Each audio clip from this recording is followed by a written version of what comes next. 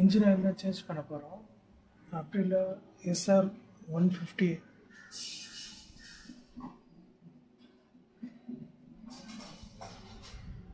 இதுக்கு recommended oil பார்த்தீங்கன்னா 2040 தான் ரெக்கமெண்டட். பட் நம்ம வந்து 10W40 தான் வாங்கியிருக்கோம்.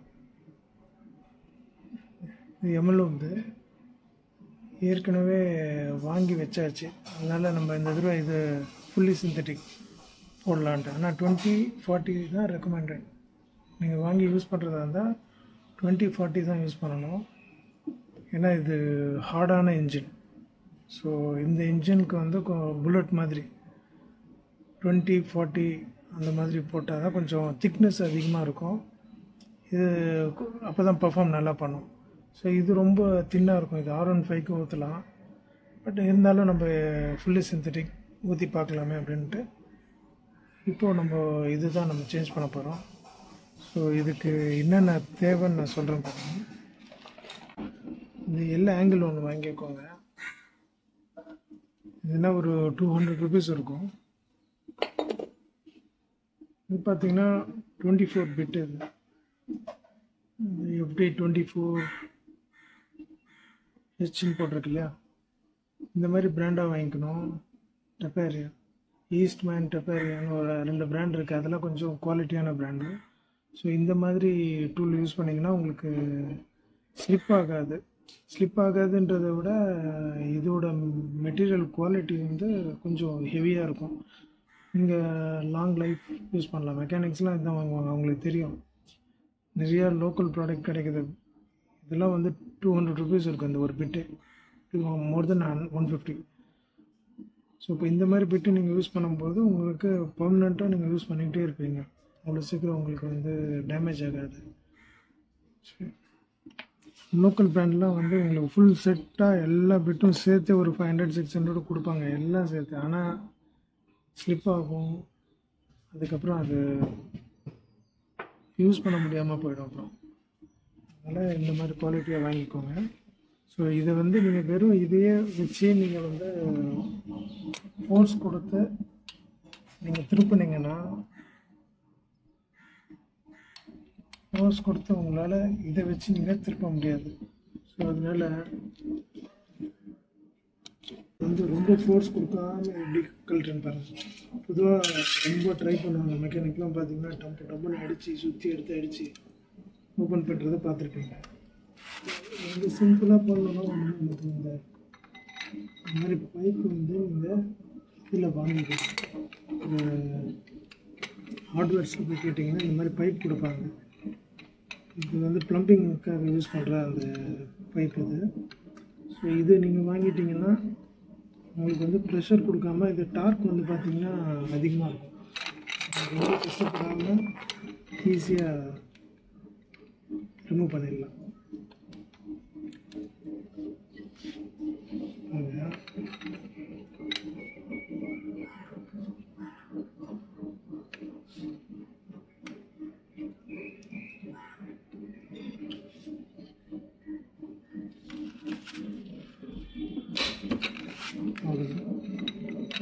ஸோ இதை வந்து நீங்கள் இதை பிடிச்சி இழுத்துட்டு இருந்தீங்கன்னா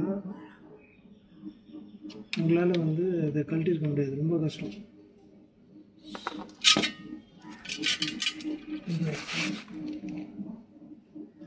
இதுக்கப்புறம் நீங்கள் கையிலேயே ஃப்ரீ பண்ணலாம். ஃபஸ்ட்டு இந்த மாதிரி க்ளவ் யூஸ் பண்ண பார்த்துக்கோங்க.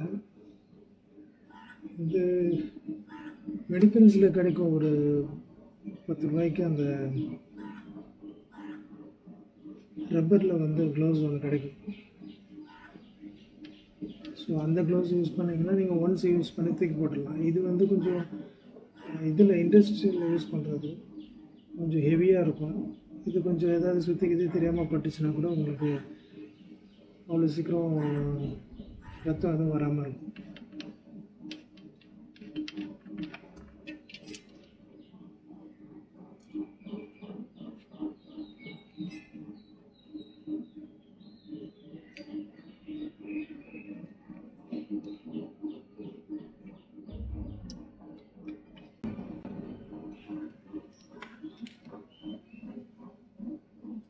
ஃபுல்லாக வெளியே வந்துடுச்சு.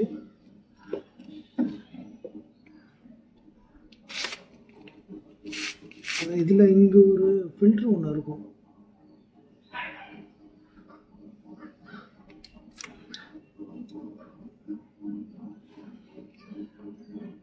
ஃபில்ட்ரு வந்து க்ளீன் பண்ணி போட்டுக்கோங்க இன்கேஸ் டஸ்ட்டாக இருந்தால். இப்போ வந்து ஃபில்ட்ரு பண்ணி ஏதாவது கார்பன் பார்ட்டிகல்ஸ் உள்ளே இருக்கும், மெட்டல் பீஸ் இருக்கும். நான் வந்து ரெகுலராக சேஞ்ச் பண்ணிகிட்டே இருப்பேன். ஒரு 2000 கிலோமீட்டர்ஸ் தான் ஓட்டுவேன்னு வச்சுக்கோங்க.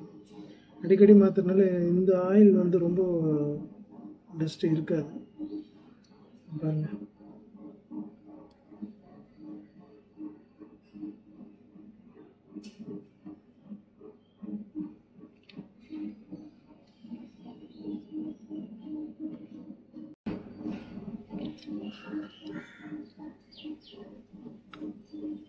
அவ்வளோதான். மறுபடியும் இதை திரும்ப அதே இடத்துல ஃபிக்ஸ் பண்ணிவிடுங்க. சும்மா ப்ரெஸ் பண்ணால் போதும். சைடில் வந்து கேஸ்கட் கொடுத்துருக்காங்க, அதனால் ப்ரெஸ் பண்ணால் அப்படி போய் ஒட்டிக்கும்.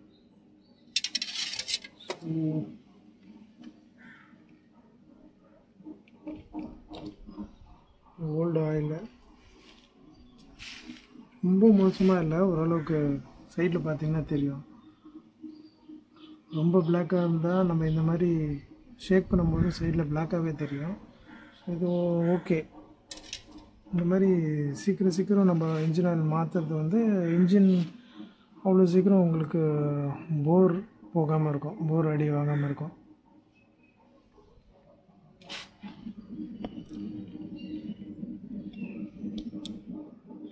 போல்டை திரும்ப போட்டு டைட் பண்ணிடுவோம். இதுவும் பார்த்தீங்கன்னா தெரியும், க்ளீனாக இருக்கும். நான் துடைக்கவே இல்லை.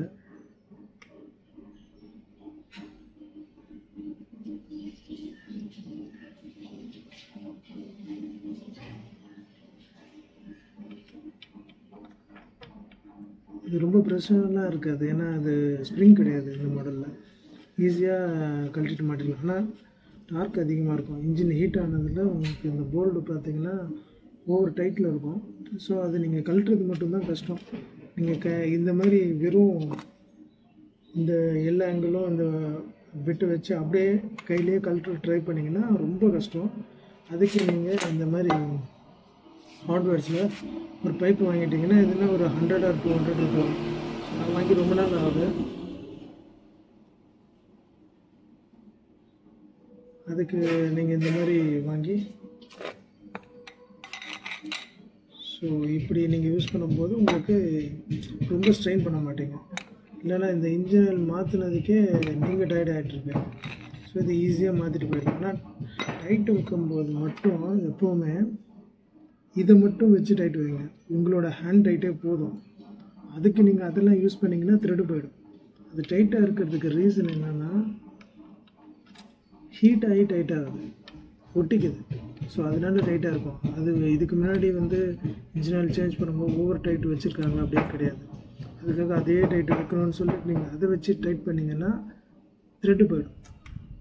அதுக்கப்புறம் அதுக்கு பெரிய வேலை, இன்ஜினை பிரித்து அந்த த்ரெட்டை லேத்தில் கொடுத்து த்ரெட்டு போட்டு அதுக்கப்புறம் மாட்டணும். அதெல்லாம் ரொம்ப பெரிய வேலை. அதுக்கு நீங்கள் இந்த மாதிரி லைட்டாக டைட் பண்ணுங்கள், அவ்வளோதான். அது டைட் பண்ணாவே இன்ஜின் ஹீட்டில் வந்து பார்த்திங்கன்னா அது ஆட்டோமேட்டிக்காக அப்படியே ஒட்டிக்கும். ஸோ அவ்வளோதான். நம்ம இப்போது இன்ஜின் ஆயில் சேஞ்ச் பண்ணிவிடுவோம்.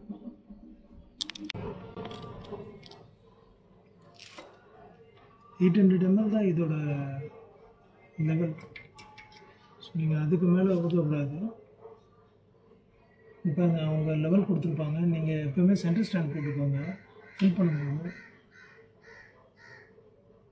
நான் எதுக்கு சைட் ஸ்டாண்டில் ஃபில் பண்ணுறோன்னா அப்போ தான் வந்து நம்ம இந்த மணல் வச்சு நம்ம ஊற்றும் போது கொஞ்சம் ஃப்ரீயாக இருக்கும், ஈஸியாக உள்ளே போகும்.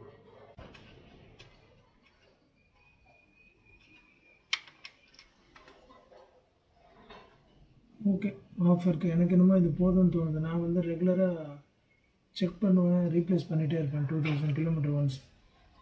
ஸோ யாரெல்லாம் வந்து ஒரு மோர் தென் 3000 இல்லை 4000லாம் ஓட்டுவாங்க சில பேர். ஸோ அவங்கெல்லாம் வந்து எனக்கு தெரிஞ்சு இந்த லெவலுக்கு நீங்கள் ஃபில் பண்ணுறது பெட்டர். ஸோ இப்போ என்ன ஆகும்னா கொஞ்சம் கொஞ்சமாக அது எவாப்ரேட் ஆகி கொஞ்சம் கம்மியானா கூட லெவலில் உங்களுக்கு இந்த மினிமம் லெவலுக்குள்ளே இருக்கும். எனக்கு வந்து பர்ஃபார்மன்ஸ் தேவை. ஆயில் அதிகமாக இருந்துச்சுன்னா உங்களுக்கு அந்தளவுக்கு பர்ஃபார்மன்ஸ் இருக்காது. நீங்கள் ஓவராக வண்டி விரட்டினீங்கன்னா ஏர் ஃபில்ட்ரு வழியாக கொஞ்சம் வெளியே தள்ளிடும். ஸோ அதுக்காக கொஞ்சம் கம்மியாகவே நான் வச்சு ஓட்டுவேன். ஸோ நான் ரெகுலராக செக் பண்ணுறதுனால, அதாவது வீக்லி ஒன்ஸ். ஸோ அந்த மாதிரி நீங்கள் செக் பண்ண மாட்டிங்கன்னா அப்போ நீங்கள் அந்த மேக்ஸிமம் லெவல் அந்த லெவலுக்கு கரெக்டாக மெயின்டைன் ஆகிற மாதிரி ஃபீல் பண்ணிக்கோங்க.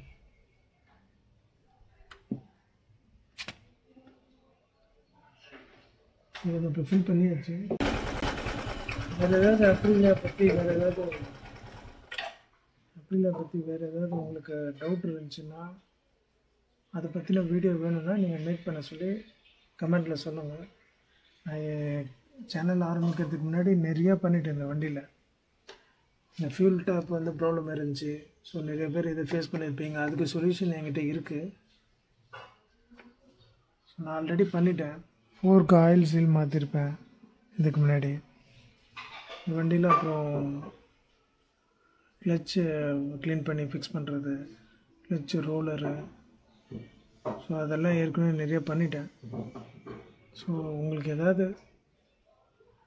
வீடியோ தேவைப்பட்டுச்சுன்னா நீங்கள் என்ன பண்ணுங்கள், கமெண்ட்டில் சொல்லுங்கள். அந்த வீடியோ மறுபடியும் நான் மேக் பண்ணி போடுறேன். நான் இப்போ கேமரா அந்த டைமில் இல்லை. ஸோ நான் அதெல்லாம் வீடியோவை எடுக்கலை.